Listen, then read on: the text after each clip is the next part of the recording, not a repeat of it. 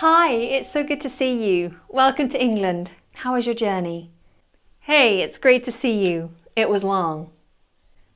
Are you tired? I am exhausted. I don't mean to be rude, but is it okay if I go right to bed? Of course.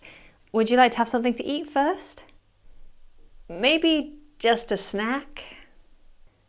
What do you fancy? Do you have chips? Yes, we have some in the freezer. They'll take about 20 minutes in the oven. What? British English versus American English. It's the subject of many English learning videos and many conversations between English learners and English speakers.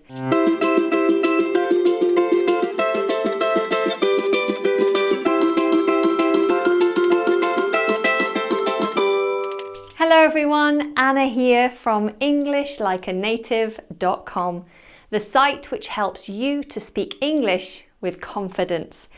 And for those of you who would love to have an English accent, you can download my free guide to sounding British by clicking on the link below. Okay, so British English versus American English. We're so fascinated by the differences between the two languages and how one word can mean something totally different depending on where in the world you are. Most of our vocabulary is the same, but there are the odd words which are completely different. Those are the words that we're going to be learning about today. We're going to focus on 25 words which are typically different between American and British English. Maybe I'll do a British versus Australian video in the future. Give me a thumbs up or leave a comment if you would like to learn more about Australian English in a future video. Anyway, that's enough chatting. We've got a long list to get through, so let's get started. Number 1. The first example is the one in the scene at the beginning of this video, and it's the one that you've probably already heard of. In Britain, we would use the word chips, where in America they would use the word fries. So this is the cooked potato snack that you have warm. As with a lot of examples on this list, fries is a word that is also seen quite commonly in the UK too nowadays, but we usually use it to mean the thin chips. So like the ones you might get at McDonald's. So in the UK, the thick potato snacks that you have warm are chips. The very thin ones are fries. But in America, chips refers to what we call crisps. The wafer thin potato snack that you have cold and that makes a big crunch when you bite into it. And that brings me on to the second word in the list, which is crisps. For us Brits, crisps. But in America, they are called chips or potato chips. Now, this one is so confusing. Okay, let's move on. Number 3, the third example, the word film. Film. In British English, we watch a film, but in American English, they watch a movie. Now, all of these words will be understood by the other party. So if someone said to me, do you want to watch a movie? I know exactly what you're saying. Sometimes we use the word movie too, but more often than not, the British version is film. Similarly, in British English, we would use the word cinema to describe the place where you might go to watch a film on a big screen. In American English, they call this a movie theatre. A movie theatre. Number 5 on the list is the word autumn. Autumn. That's the word we use in British English to describe the season where it's beginning to get a little bit colder. The leaves are turning orange and brown, and it's time to put those shorts away and get your coat out of the cupboard. We call it autumn. But in the US, they call that fall. Fall. Which one did you learn? Did you learn autumn or fall. Number 6. Now, I've noticed that there are a lot of words which are to do with transport, which vary between British and American English. So let's focus on that for a bit. The first one in this category is taxi. Taxi. In British English, we would call a car in which you pay the driver to drop you off at a location a taxi. But in America, they're more likely to call it a cab. A cab. Now, there's one exception to this, which is a specific traditional kind of London taxi, which is called a black cab. Now, in London, you can't call a black cab. You just have to find one on the streets, which is available to take you to where you want to go. So often, if you arrive at a London train station and step outside of the station, you'll see perhaps a number of black cabs waiting to pick up a passenger. Number 7 is the word car park. Car park, it makes sense, right? It's the place where you park your car. In British English, that's what we call it, but in American English, they say parking lot. Parking lot. Number 8 is the panel at the front of the car that lifts up to reveal the engine and other bits and bobs. In the UK, we usually call this the bonnet. So you lift the bonnet. But in the US, this is called the hood. The hood of the car. Number 9. So over to the other side of the car, the bit at the back, where you can store your bags and anything else you're taking with you while you travel. In the UK, we call this the boot. The boot. But in the US, this is the trunk. The trunk. Number 10. This is quite specific, but you never know when it might come in handy. In the UK, we use the word flyover. Flyover to describe a bridge which carries one road over another. In the US, they would call this an overpass. An overpass. Number 11. The next example is a large, heavy vehicle used for transporting goods. In Britain, we call this a lorry. In America, it's called a truck. Another word which is different in the US versus the UK is the word motorbike. Motorbike. We use the word motorbike in British English, where in American English they'd use the word motorcycle. Motorcycle. Now, a road which is specifically designed for fast-moving traffic is called a motorway in British English, a motorway.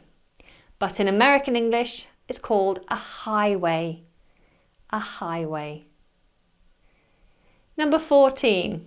This one is only a subtle difference, but it's an easy one to get wrong. The row of letters and numbers on a plate which is attached to the car. In the UK, we call this a number plate. A number plate. But in the US, it's called a license plate. A license plate. In the UK, these must be on the front and back of the car. But I believe in the US, you only have to have a license plate on the back of the car. So there's another little difference. Number 15. If you're travelling on foot, then you will walk on the pavement. In the UK, the pavement. But in the US, you would walk on the sidewalk. On the sidewalk. Number 16. If your car is running low on fuel, you could say you need to get petrol or fuel or diesel, if that's what your car runs on. However, we do tend to use petrol to mean all of those things in the UK. In the US, they use the word gas or gasoline. Similarly, the place where you get petrol in the UK is the petrol station. The place where you go to get gas or fuel or petrol or diesel. It's a petrol station. But in the US, this is called a gas station. Now, if you're from the UK, you might go on holiday, if you're lucky. But in the US, they would call that a vacation. A vacation. Holiday in the US means a national celebration such as Christmas or the 4th of July. Now, number 19, the British love to queue. It's polite to stand in a queue if there are several people waiting for something, so you know that you will all get your turn according to the time that you arrived. Queue has a funny spelling as well. It's Q-U-E-U-E. In the US, they just call this a line. Much easier. A line. Get in line. Stand in line. Number 20. Our next word is right here. A handbag. So in the UK, this is a handbag. A bag that you carry around with you, perhaps in your hand, over your shoulder. A lady's handbag. But in the US, this is called a purse. A purse. But in the UK, a purse is a woman's place where she keeps her money. The male equivalent to this is a wallet. So I keep my money in a purse, and a man would keep his money in a wallet. However, in American English, the word wallet can be used to refer to the money-keeping receptacle for both genders. So I guess my purse would be my wallet in America. On to hygiene. Number 22. To wash your hands in the UK, you would turn on the tap. However, to wash your hands in the US, you would need to turn on the faucet. Faucet.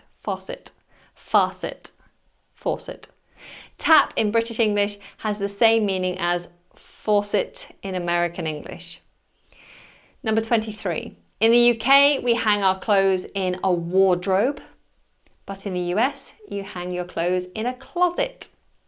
Speaking of clothes, we would call this a zip in the UK, a zip.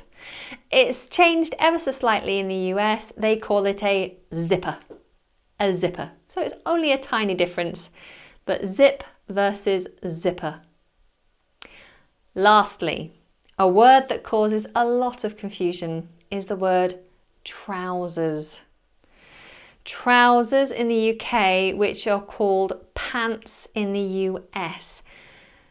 Pants actually means underwear in British English in general. However, that's not strictly true for the whole of the UK. In the north of the UK, pants can also mean the same as the American meaning, which is trousers.